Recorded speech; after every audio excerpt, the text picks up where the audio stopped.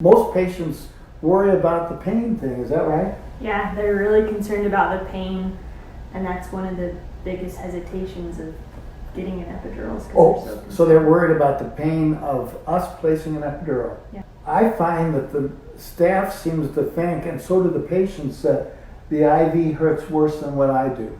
Yeah. Is that correct? I've heard that from most patients, that the IV actually hurt worse than the epidural. The back, the nerves are actually quite far apart, and it's not quite as sensitive. It still hurts, there's no question about it, but it's not quite as significant as the pain that an IV is. I would rather have an epidural than an IV. And I've had epidurals. And you guys use medicine to kind of numb it too. That's right. We inject local anesthetic on the skin. After we've cleaned off your back and gotten it all sterile and covered it up with a sterile sheet, we inject a local anesthetic on your skin and deeply in the area where we're going to go, and it stings and burns.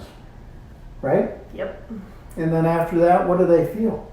Nothing. Yeah, usually if we have it right in the Pressure. middle, they'll feel pressure.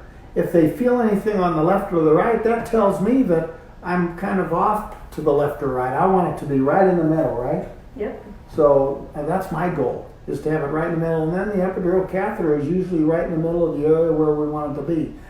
Do the patients know what an epidural does? Or how it works? I don't think a lot of them know. Well, the epidural space isn't really a true space, but one thing about it is we had physicians long ago discover that there are nerves going through that space.